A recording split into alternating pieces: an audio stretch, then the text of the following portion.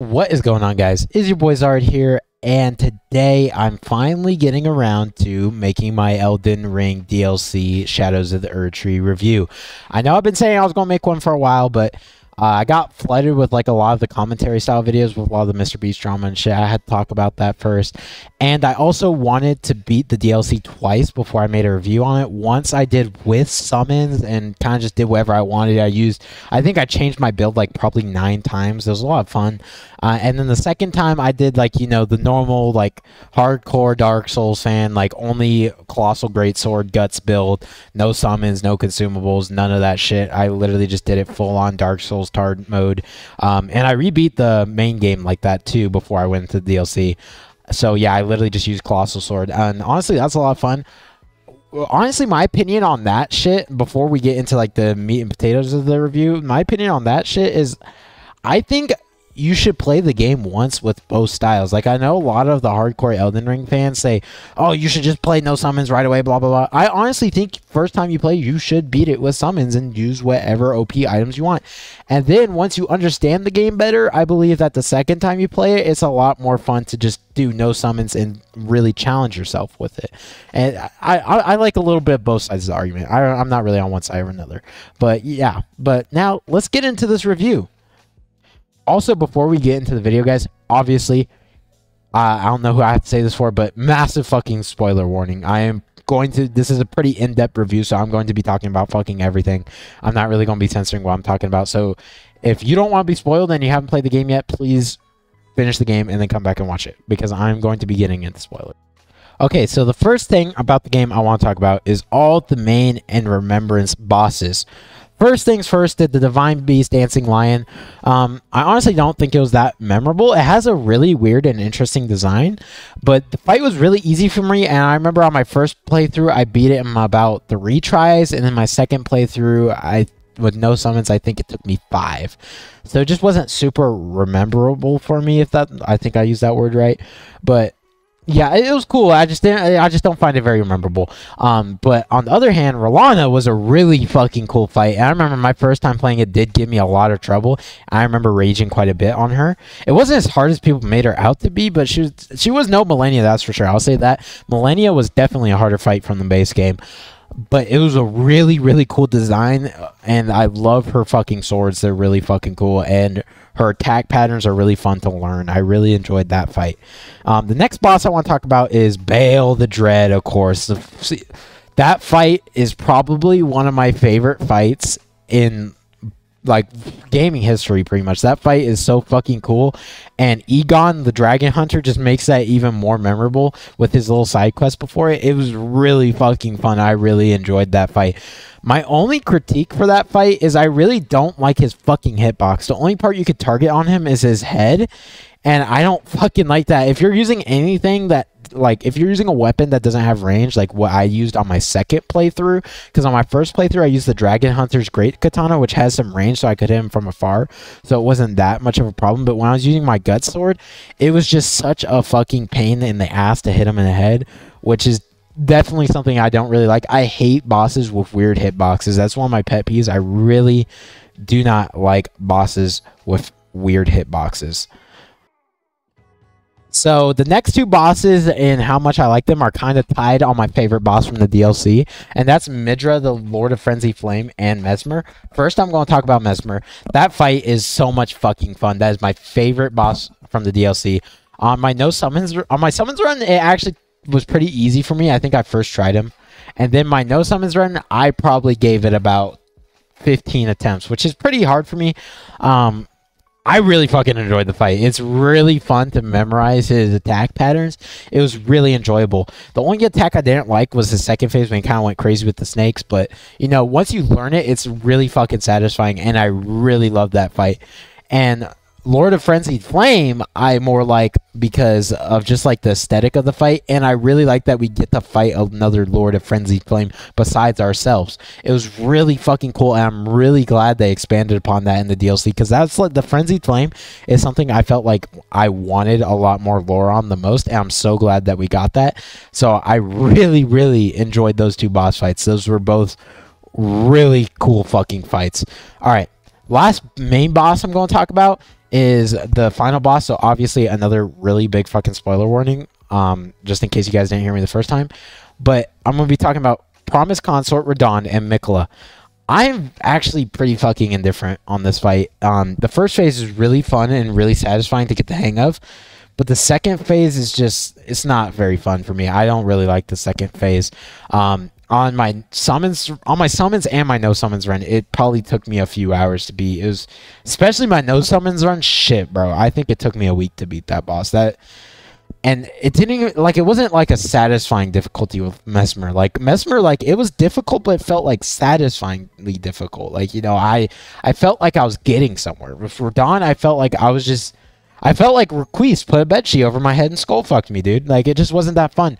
The light beams that came down while he was swinging, like, you could get hit by one little light beam and then you get stunned into like a stun lock chain attack, and it just wasn't fun unless you're like using like a cheese tank build, which on my second run I was doing no cheese strats whatsoever. So it was just kind of fucking a hellish fight. Like, it was not very fun for me. And every time he did that big AoE attack where he blasted the whole arena away, like, it wasn't even fucking hard to dodge. The attack itself was hard. The reason it was hard is because every time he did it, my frames would drop to like fucking 5. And like, it doesn't, I have a pretty nice fucking computer, and almost everyone who did that fight on PC agrees that the fucking AoE attack just completely drops your frames. And I just feel, it just felt so cheap. I probably lost because that attack just dropping my frames probably about half the times. Half of my tries were just killed because he decided to do that attack and I wasn't ready for it.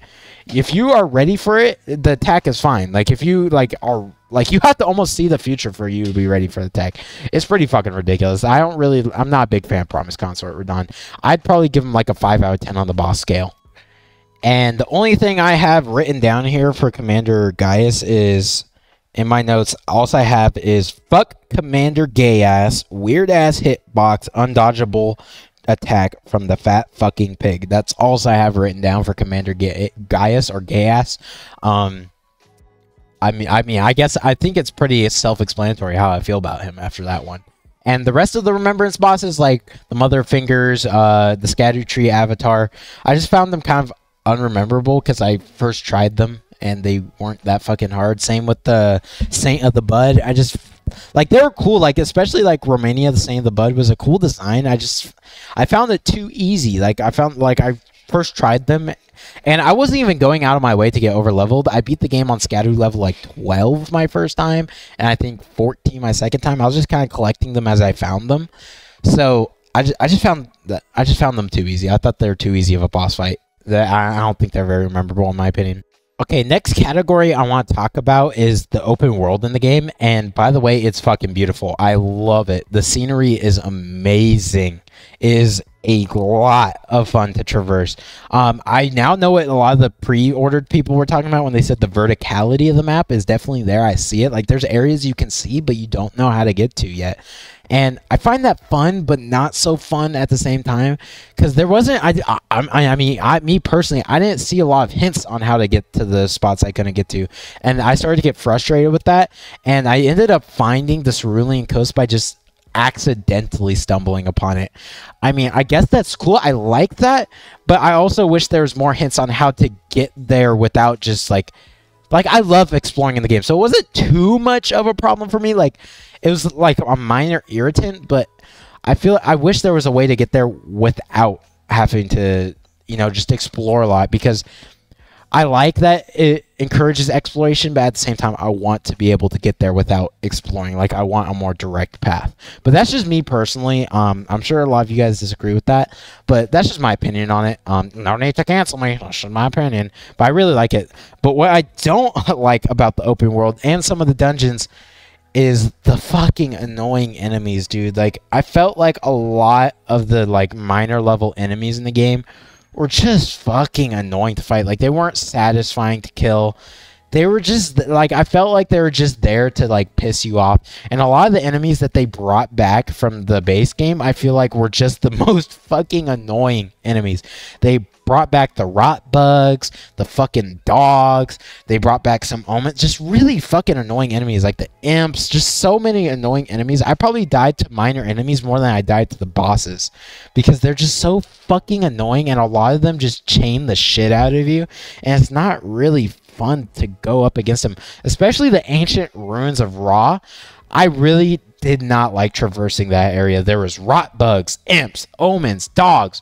Like, it was just not fun to traverse, and the area was like a maze. Like, I probably spent 3 hours just running in circles trying to figure out how to get to the boss arena. Maybe I'm a little retarded, but I just did not have fun in the ancient ruins of Ra. And on top of that, there was a bunch of annoying enemies there. I just, like, the area itself is fucking beautiful. It's probably one of my favorite looking parts of the whole game, but fuck is it annoying to traverse. I just did not like that area. It's just, like, a lot of the parts of the open world felt like I was just going through a maze, and that's not really what I'm playing Elden Ring for. I'm playing it for the awesome boss fights and, you know, the scenery and the quests and shit like that. I'm not there to play a maze or solve puzzles. I mean, I guess that's me personally. Maybe a lot of people do like that like Elden Ring. And, you know, I'm not hating on people that do. I think that's fine. But that's just not personally what I like from, like, a Souls game. If I wanted puzzles and fucking mazes and shit, I would play Zelda. And I'm a big Zelda fan. And Zelda does that type of shit a lot better. Because from Elden Ring, I want cool bosses with really fun designs and hard combos to learn. Not a fucking maze and a puzzle. Like, that's just not what I'm there to play it for. If, like, again, it's just my opinion, so you guys may disagree with me, but that's just what I think about it.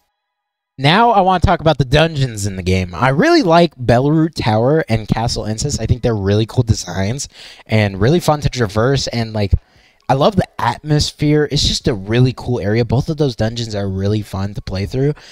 But this may be a hot take. This is probably a pretty hot take. I'm not a fan of the Shadow Keep, and a lot of people like that a lot. I love the atmosphere from it and shit. Like, it's just, but fuck is that fucker a maze, bro? Like, I did not know where I was going. My first playthrough, I probably was lost in there for an hour, just kind of running in circles, and it just became not fun. And, like, there was a lot of hidden walls you had to go through, and, like, I love that it's big, but, like, I wish they made it big, but without turning it into a fucking maze, because I really didn't know how to get to Mesmer. I don't like looking up guides either when I'm playing the game, so I didn't look up a fucking guide on how to get to Mesmer or how to get to Commander Gay-Ass. So I just ended up having to fucking raw dog that shit and just try and find my way through it, and it was a fucking pain in the ass. It was not fun trying to traverse that castle. I mean, it was easy to get the ancient ruins of Ra, but getting anywhere else was hell, because there's a lot of hidden walls, a lot of paths that you wouldn't really know to take unless you were fucking, like, analyzing that shit. Like, it just wasn't fun, in my opinion. I don't like mazes in Elden Ring. Like, I just don't like mazes, dude. They piss me off. I don't like them. And I know a lot of people like the dungeon, but it's just not my cup of tea. I don't really like the maziness of it. It's not for me. Now I want to talk about mini dungeons, not normal dungeons, the mini dungeons. You know, the catacombs, the caves. At first, when I first played through the game, I was really enjoying them. Like, I entered the jar one, I was like, holy shit, this is like a jar dungeon or some shit. This is fucking sick, man. And the fucking dragon cave and the, like, new and improved catacombs, that's a lot bigger. And it was really fucking cool at first. Like, it was really cool. And then I was like, okay, so there's like 5 of these jar dungeons. It's not just a one-off thing. And then I realized it's kind of like the base game, where they made a few new dungeons and then copied and pasted them all over the map. It's just, the mini dungeons weren't for me. The mini bosses at the end of the mini dungeons were really fucking cool, which I'm going to start talking about mini bosses now. The mini bosses were really fun, like the Knight of Godwin. A lot of really cool, unique mini bosses in these mini dungeons. So those were probably the highlight of the mini dungeons, in my opinion. They're really fucking fun, and I really like their design. I like the, like, ghost flame and electricity design of the Godwin's Knight dungeon. Really fucking cool, man. I loved most 90% of the bosses at the end, and that one weird imp that would make like 10 clones of himself, and you'd have to find the real one. Really like interesting fights. I really loved the bosses at the end of the mini dungeons, but the mini dungeons themselves, they were really cool at first, and then when you realize they're kind of copied and pasted everywhere, they get a little boring. But you know, it's all right. It's all right. Now for the overworld mini bosses. I wasn't a big fan of them. They weren't really new. Like a lot of them were fucking dragons. Like there were so many dragon mini bosses in this game, in this DLC. Like everywhere I went, there was a mini dragon boss fight, especially like the ghost flame ones. I feel like a lot of the overworld mini bosses were kind of just besides the furnace golems, were kind of just copied and pasted and like given a retexture from the base game, which I mean is fine. This is still the biggest DLC we've ever gotten from any game ever, so I'm not hating on it too much. I definitely like enjoyed it, but if I had to give it any criticism, I wish they kind of changed it up with the base, like the mini bosses, because a lot of them were just retextured from the base game. Now I want to talk about the weapons in the game and the assortment of weapons that we got with the DLC, and I really fucking loved a lot of them. I probably changed my build about like 8 or 9 times the first time I played because I just wanted to use all these cool new weapons. I got a really strong one at the beginning that I kind of relied on for a lot of the game, but I definitely changed up my build like a lot. I changed my build a lot because there's just so many fucking cool weapons. But for remembrance weapons, that's a different story. A lot of them are really cool, and Rolana's are really strong. The sword is kind of like a sword of night flame, but not really.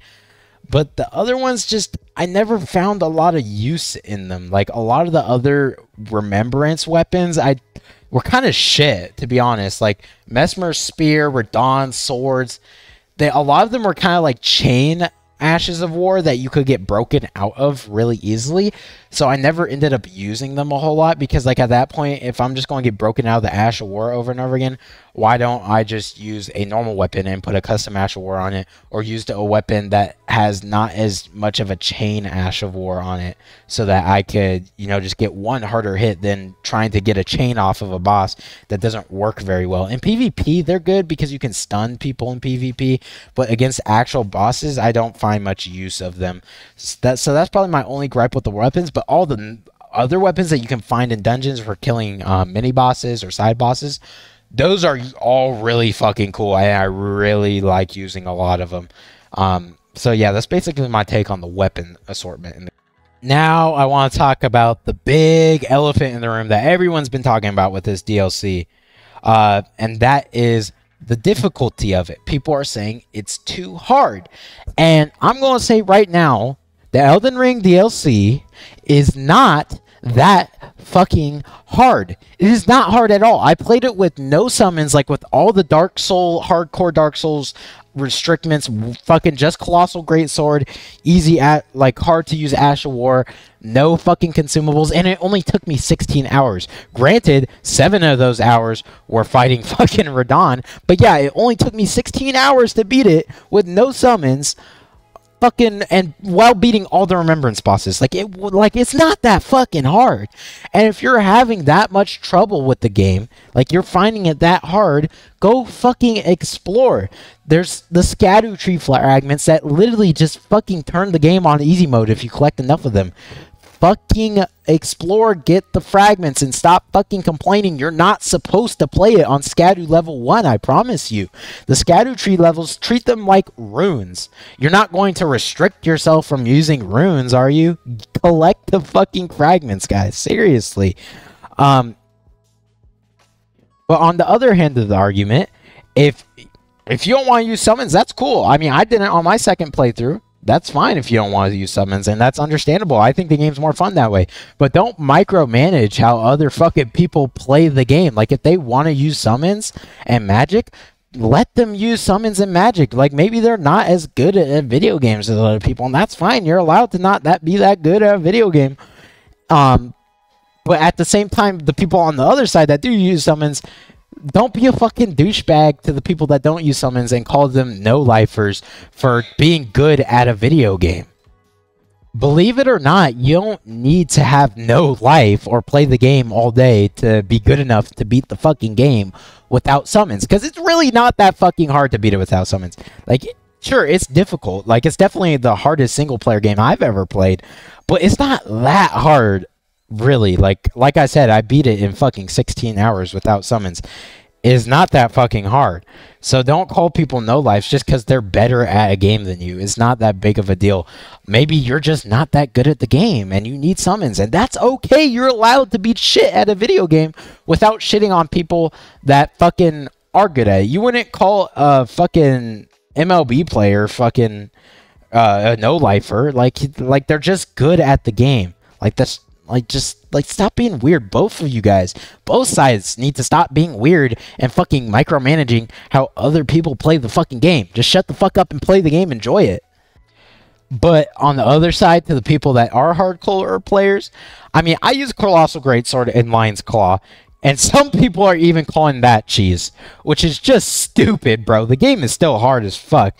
And like a lot of people that are like kind of the hardcore Dark Souls players are saying like, oh no, you can't not just use not summons. You have to also use this specific fucking dog shit weapon that you find early in the game. Purposely not using a strong weapon that is given to you is just the dumbest thing of all time. Like, the game provides it, dude. Like, why not use it? I mean, I get that you want a challenge, but at that point, just play a harder game. Like, the game gives you the weapon. It's not like, just use the fucking weapon. Like, and the idea of purposely not upgrading your gear, I mean, sure, if you want to challenge yourself, fucking do it. But I personally think the idea of purposely not using a weapon that's given to you is just, and ridiculing people that do, is the dumbest thing I've ever heard in my life. For the story, there's not much told to you. Shocker, it's a fucking From Software game. So there's not much to talk about when it comes to story, but what there is of a story is really interesting to me. The only thing I wish is that there's more cutscenes. I wish there's more cutscenes for the bosses, because like in the base game, like almost every single boss gets an opening and like closing cutscene. And I wish a lot more of the main bosses in the DLC also had that. That'd be really cool. But besides that, the story's pretty decent. And I definitely wish we got a cutscene at the end, more than just the fucking Mikla praying to Radon saying that he's going to be my consort. I wish we got more than that. Like, maybe us, like, going up to the Gate of Divinity. We couldn't even walk on the Gate of Divinity. I feel like there wasn't enough, like, reward for beating the final boss, besides the Remembrance Weapon. Like, we didn't even get a cutscene of us in the present time, which kind of sucked. So the final, like, main topic I want to talk about is the music. I really like the music. That's basically, there's not much for me to say about this. The music was great. The background music for all the boss fights was really, like, fucking sick. It made me feel like a badass. Great music. That's all I have to say. Music was awesome. So now for my overall take, and for me to rate the DLC. It is by far the best DLC any game ever has ever released. That being said, I give it an 8 out of 10. And don't before you guys go crazy on me, 8 out of 10 is a great fucking rating for me. I rarely give games a 9 out of 10, and I've only ever given one a 10 out of 10. But for a DLC, I think it's an 8 out of 10. I think there's definitely improvements that could be done in future DLCs. I think it's an awesome DLC, and it's the best we ever gotten, but still an 8 out of 10. I really fucking enjoyed it. And I think the overall game with the DLC is a 9.5. So I'm just putting that out there. It was really great. Like, it was honestly probably the best DLC we have ever gotten from any game. Like, I don't think I could reiterate that enough. I really fucking enjoyed it, and I really hope that From Software just keeps releasing these banger fucking games, because this was awesome. It was literally the size of a full game. My first playthrough, it took me like 30 hours, and that's like a whole game's worth of content. It was fucking awesome. It was a great DLC. I loved it. But yeah, that's basically my whole take on the whole game. I hope you guys enjoyed the video. Leave a like, subscribe, comment, share, do all that good shit. It really helps out the channel, and I'll see y'all in the next one.